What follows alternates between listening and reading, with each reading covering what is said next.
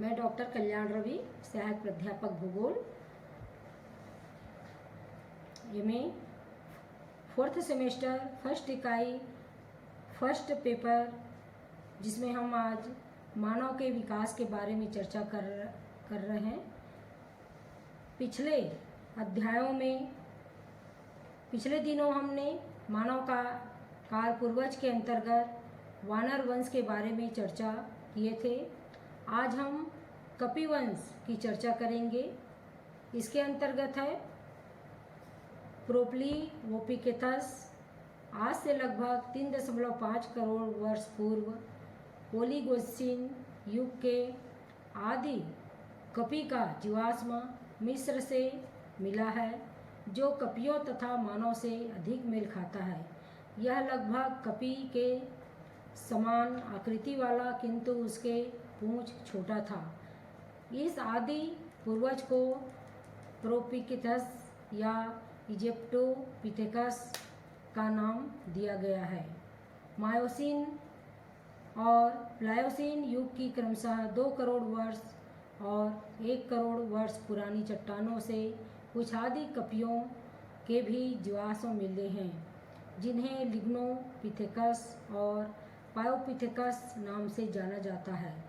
इन्हें भी कपियों तथा मानव के विकास की श्रृंखला का अंग माना है, जो शीघ्र ही लुप्त हो गए थे। हमारा दूसरा है प्रोकांसल। मायोसीन युग के इस आदि कपि के जीवाश्म लिकी नामक वैज्ञानिक ने 1930 में पूर्वी अफ्रीका में विक्टोरिया झील के पास से प्राप्त किया था। यह चारों पैरों से चलता था, किंतु इसके पैर मानव से मिलते जुलते थे और चेहरा अन्य कपियों से के लगभग समान तथा कुछ आगे की ओर निकला हुआ था। प्रोकांसल से मिलते जुलते अन्य जीवाश्म भी अफ्रीका तथा एशिया से मिले हैं, जिसे ड्रायोपिथेकस के नाम से जाना जाता है। सपाट चेहरा वाला यह आदि कपि झुक कर चलता था। है शिवापिथेकस। इस आदि कपि के जीवाश्म भारत की शिवालिक पर्वत में प्लायोसीन युग की 1.4 से 0.8 करोड़ वर्ष पुरानी शैल स्तरों से प्राप्त हुए हैं। इनके जबड़े और दांत कपियों की भांति थे और हाथों तथा मस्तिष्कों की रचना वानरों के समान थी। कुछ विद्वान इन्हें आधुनिक कपियों के सही पूर्वज मानते हैं। इसे प्रोकांसल का ही वंशज माना गया है और संभवतः शिवापिथेकस से ही मानव वंशानुक्रम कपियों के वंशानुक्रम से पृथक हुआ होगा। हमारा तीसरा है मानव वंशज। मानव वंश या मानव शरीर परिवार के अंतर्गत विलुप्त मानव के अनेक वंश तथा आधुनिक मानव को सम्मिलित किया जाता है। इनमें से कुछ प्रमुख मानव वंशज का अध्ययन प्रमुख 4 चरणों में किया जा सकता है। पहला है अधः मानव, दूसरा है कपि मानव, तीसरा है प्रारंभिक वास्तविक मानव और चौथा है वास्तविक मानव। इसमें हम सबसे पहले आते हैं अधः मानव। आदि होमोनिड के 2 प्रमुख जीवाश्म पाए गए हैं। पहला है रामापिथेकस और दूसरा है किनियापिथेकस। रामापिथेकस के अंतर्गत है आज से लगभग 1.3 वर्ष पूर्व मायोसीन युग के आदि होमिनिड के जीवाश्म लेविस नामक वैज्ञानिक ने 1930 में भारत की शिवालिक पर्वत श्रेणी से प्राप्त किया था। इसी प्रकार के जीवाश्म लिकी ने चीन और अफ्रीका से भी प्राप्त किया। ये 2 पैर पर चलते थे और इनकी दंत रेखा मानव के समान अर्धवृत्ताकार तथा केनाइल दांत अन्य दांतों के बराबर थे। इसे मानव का सबसे पुरातन पूर्व माना जाता है। वह है किनियापिथेकस। 1962 में अफ्रीका की किनिया में विक्टोरिया झील के समीप रामापिथेकस के लगभग समान जीवाश्म पाए गए। इसे किनियोपिथेकस कहा गया। यह रामपिथेकस के पश्चात का जीवाश्म प्रतीत होता है। रामपिथेकस और किनियोपिथेकस के पूर्वज प्रोकांसल के समान थे। मेन हमारा दूसरा है कपी मानव। प्लीस्टोसिन युग के मानव पूर्वजों से प्राप्त अवशेषों को सामूहिक रूप से ऑस्ट्रेलियोपिथेकस कहा जाता है, जिसका अर्थ है आदि मानव या कपी मानव। मानव के लगभग समान लक्षण पाए जाने के कारण इन्हें निकट मानव के नाम से भी जाना जाता है। इनके 3 प्रमुख भेद हैं। पहला है ऑस्ट्रेलियोपिथेकस अफ्रीकी। यह रिमान डार्ट ने 1924 में अफ्रीका में ट्वांग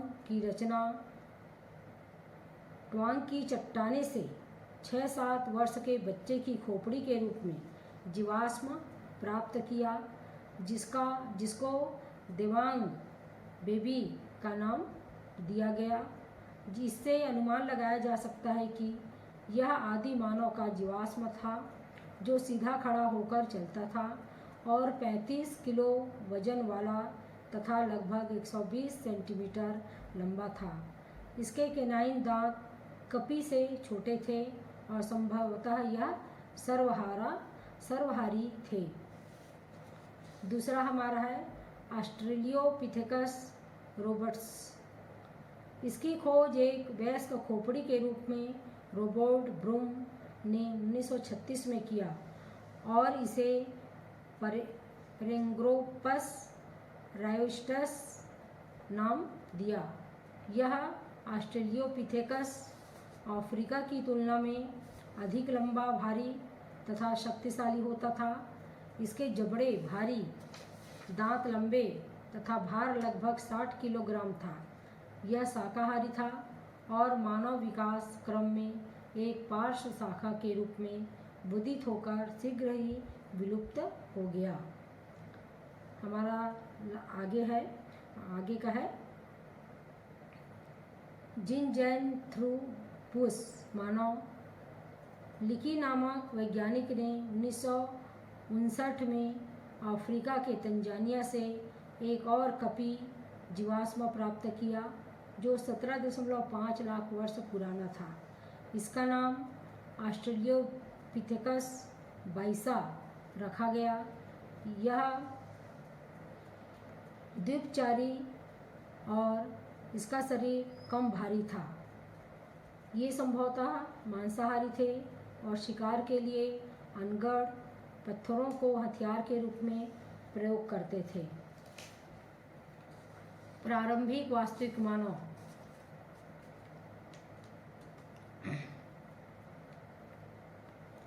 आज से लगभग 10 लाख वर्ष पूर्व प्लायोसीन युग के मध्य से कपी मानव के कई स्थान पर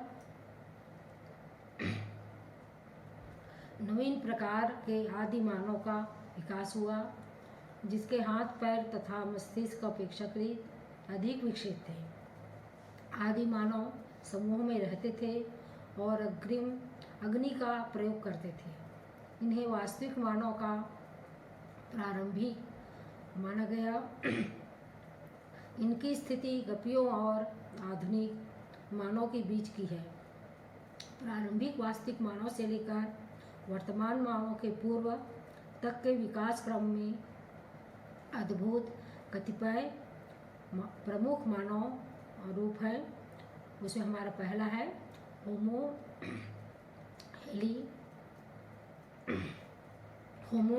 हेबिलिस। यह मानव वंश की सर्वप्रथम जाति मानी जाती है, जो आज से लगभग 8 लाख वर्ष पूर्व अफ्रीका में पाई जाती थी। यह दोनों पैरों पर सीधा चलता था और शिकार के लिए पत्थर के नुकीले औजार का प्रयोग करता था।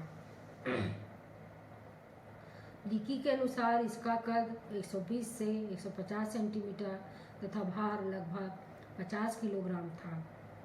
होमो इरेक्टस आज से लगभग 5 लाख से 15 लाख वर्ष पूर्व तक का प्लायोसीन युग में विकसित अनेक आदि मानव के जीवाश्म पाए गए हैं। मायर ने इन्हें एक ही जाति होमो इरेक्टस के अंतर्गत रखा है। सामान्यतः जीवाश्म प्राप्ति स्थल के आधार पर ही इनका नामकरण किया है। इनके शारीरिक लक्षण आधुनिक मानव से अधिक मिलते जुलते थे। इन वर्गों में प्रमुख है जावा मानव, पेकिंग मानव, हाइडेलबर्ग मानव, अटलांटिक मानव आदि। इसमें हमारा सबसे पहला है जावा मानव। इस प्रकार के प्रारंभिक मानव के जीवाश्म सर्वप्रथम 1891 यूजिन मोबाइल ने जावा में सोलो नदी के निकट खोज निकाला था। प्लीस्टोसीन युग में लगभग 6 लाख वर्ष पूर्व पाए जाने वाले 2 पैरों पर सीधे चलने वाले ऐसे कपी मानव के लिए डिवाइस ने पिथेकैप्टोपस इरेक्टस नाम दिया है। जावा मानव लगभग 150 सेंटीमीटर लंबे थे, जिनका औसत भार 70 किलोग्राम था। इनका चेहरा आगे निकला हुआ, नाक चपटी और चिऊक, जिसे हम ठुड्डी कहते हैं, अविकसित थी। इनके जबड़े सामने उभरे हुए तथा दांत बड़े किंतु मानव के समान थे। ये दूर दूर तक बिखरे थे और जावा, चीन तथा अफ्रीका में भी पाए जाते थे। दूसरा हमारा है पेकिंग मानव। ऐसे मानव की खोज चीनी वैज्ञानिक पाई ने 1924 में खोज किया, जिसके आधार पर इसका नामकरण किया गया। इसकी बनावट जावा कपी मानव के लगभग समान थी, किंतु ये अपेक्षाकृत अधिक बुद्धिमान थे। पेकिंग मानव प्लीस्टोसीन में लगभग 5 लाख वर्ष पूर्व पाए जाते थे। ये शिकार के लिए औजार बनाते थे और अग्नि का भी युग प्रयोग करते थे। तीसरा हमारा है हाइडेलबर्ग मानव। ऐसे मानव के जबड़े का जीवाश्म 1907 में जर्मनी में हाइडेलबर्ग के निकट पाया गया। प्लीस्टोसीन युग की शैलों से प्राप्त यह जीवाश्म लगभग 5 लाख वर्ष पुराना था। इसका जबड़ा बड़े कपी के समान किंतु दांत आधुनिक मानव के लगभग समान थे। चिपक चिन्ह का विकास अत्यल्प देखा गया था। चौथा हमारा है अटलांटिक मानव। इस प्रकार के मानव के अवशेष 1955 में अफ्रीका में अल्जीरिया से प्राप्त हुए थे। लगभग इसी प्रकार के जीवाश्म मोरस्को से भी प्राप्त हुए हैं। ऐसे मानव लगभग 5 लाख वर्ष पूर्व पाए जाते थे।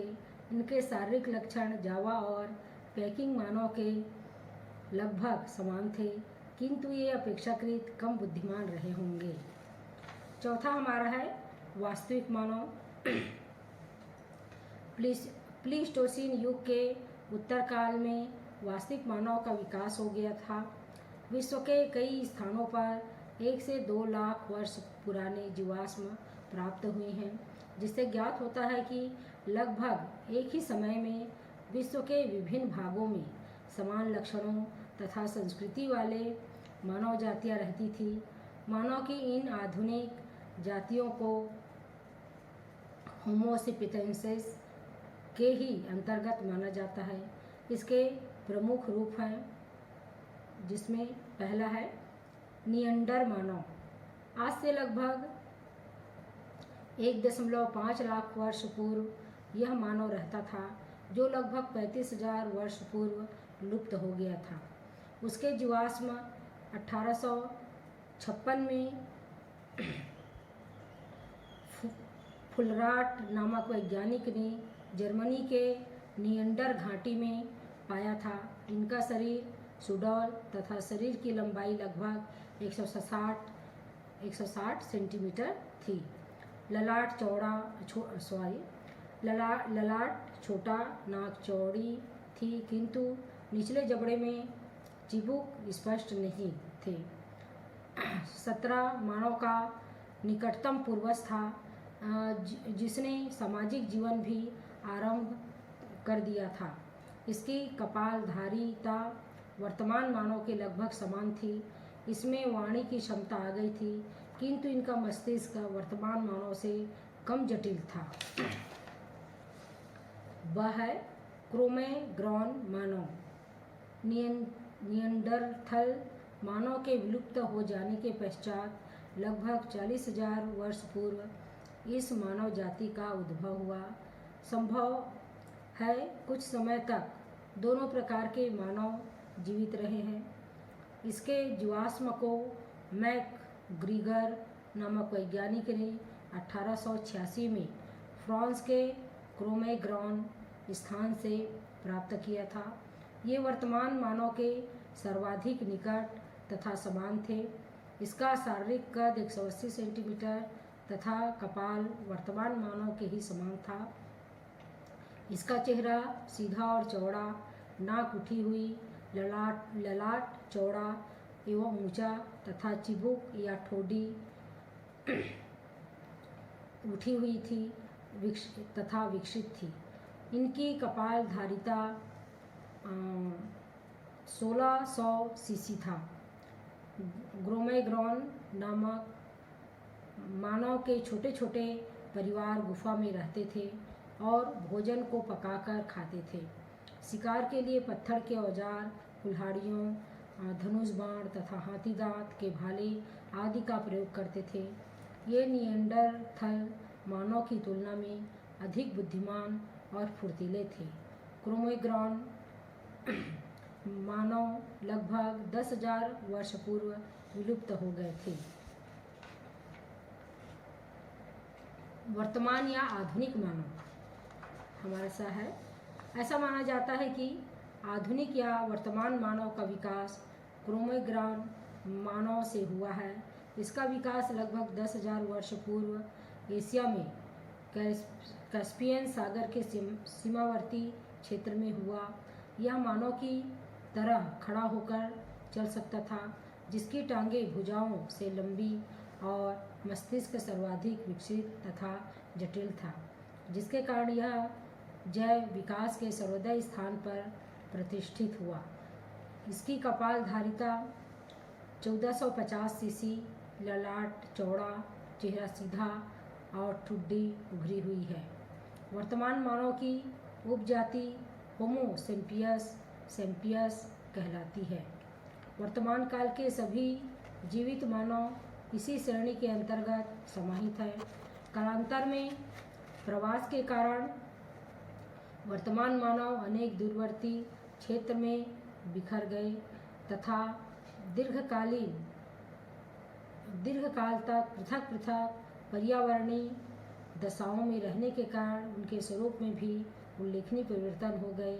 इस प्रकार वर्तमान मानव अनेक मानव प्रजातियों में विभक्त हैं, जिनके अपने अपने कुछ सामान्य आनुवंशिक लक्षण पाए जाते हैं।